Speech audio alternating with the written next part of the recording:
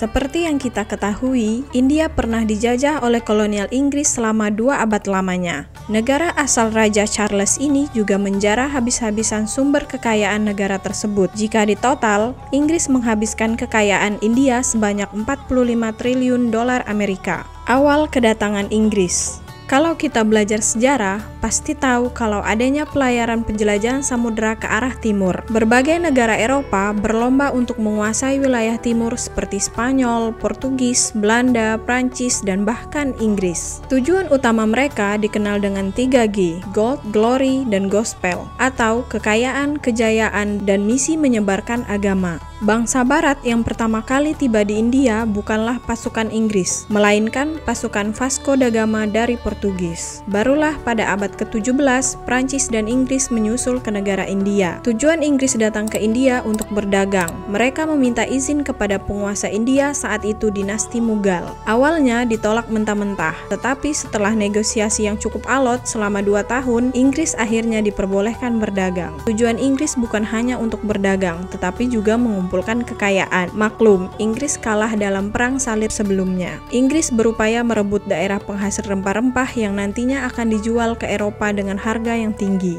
Untuk memuluskan jalannya perdagangan, Inggris membuat kongsi dagang yang bernama EIC pada 31 Desember 1600 dan didirikan di Gujarat, India. Makin lama, kekuasaan Inggris makin kuat, sementara Portugis dan Prancis makin jatuh ke dalam pengaruh kongsi dagang yang dibuat Inggris. Di samping itu, Kesultanan Mughal yang sebelumnya sudah menguasai sebagian Asia Selatan makin melemah di hadapan Inggris. Awalnya, Kesultanan Mughal dipimpin oleh Sultan Shah Alam yang memimpin cukup bagus. Setelah wafat, ia digantikan oleh anaknya Sultan Akbar II. Nah, saat kepemimpinan Sultan Akbar II inilah Inggris mulai bekerja sama dengan kesultanan ini. Inggris boleh menetap di wilayah kekuasaan Mughal asalkan kehidupan sultan dan keluarganya terjamin. Tapi, penerusnya Bahadur Shah tidak menyetujui konsep ini. Inggris pun tidak terima dan mulai mewajibkan sistem pajak yang sangat tinggi. Makin ke bawah, penerus dinasti Mughal makin melemah. Belum lagi, tidak adanya penerus yang bisa memimpin dan selalu ada pertikaian antar elit. Kerajaan ini pun terpecah belah.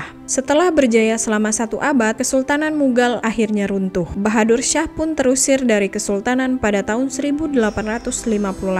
Inggris juga melancarkan politik adu domba antara Hindu dan Muslim yang hidup berdampingan di India. Keberhasilan memecah belah kedua agama ini dianggap sebagai salah satu warisan abadi Inggris. Inggris langsung mengambil peluang yang sangat berharga dan langsung membentuk imperialis Inggris terhadap Hindustan atau India dan wilayah sekitarnya. EIC langsung memonopoli perdagangan dan memungut pajak yang sangat tinggi. Bahkan, Inggris menaikkan pajak hingga 50%. Itu artinya, para petani dan pedagang diperas habis-habisan untuk membayar pajak. Nah, dari hasil pajak inilah, Inggris kemudian membeli barang-barang India untuk kebutuhan EIC dan penjajahan di negara India sendiri. Ya, kalau dipikir-pikir, Inggris mendapatkan barang di India secara gratis.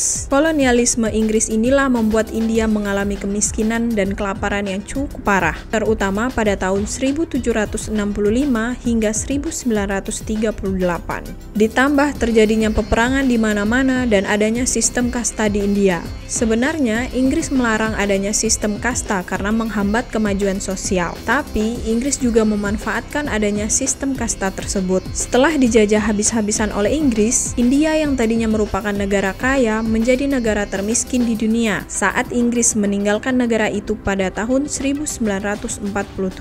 Bahkan, angka rata-rata harapan hidup masyarakat India saat itu hanya berumur 32 tahun. Setelah perjuangan yang cukup panjang, pada 15 Agustus 1947, India berhasil mengukir sejarah setelah lepas dari penjajahan Inggris. Kelompok Mahatma Gandhi dan para nasionalis menolak janji-janji Inggris. Tapi kamu tahu tidak, selain menciptakan kesengsaraan terhadap India, ternyata ada beberapa sisi positif dari kolonialisme Inggris. Sebelumnya, perempuan Hindu di India diciptakan untuk menghasilkan keturunan dan hanya untuk melayani suami. Selain itu, juga diizinkan untuk memukul istri karena alasan tertentu. Tetapi, semenjak Inggris tiba, hal tersebut sangat ditentang. Muncul gerakan-gerakan yang menentang aksi ini. Saat itu, pembunuhan bayi perempuan juga menjadi hal yang biasa di India. Semenjak Inggris datang, hal ini juga dilarang. Bahkan, Inggris juga mengesahkan undang-undang untuk melarang praktik tersebut. Banyak orang Inggris juga mengkritik pernikahan di bawah umur. Inggris juga mendukung wanita untuk bisa mendapatkan pendidikan yang setara dengan pria. Sebelum kedatangan Inggris, adanya praktik membakar janda di India, baik secara sukarela maupun terpaksa. Pada tahun 1829, praktik membakar janda dilarang. Ya, meskipun 10 tahun kemudian adanya demo dari masyarakat. Tetapi, pada tahun 1861, Ratu Victoria mengeluarkan larangan tersebut. EIC juga mendirikan sekolah bahasa, walaupun demi kepentingan perusahaan India Timur. Nah, kalau kejadiannya seperti ini, lebih parah jajahan Inggris di India atau Belanda di Indonesia ya?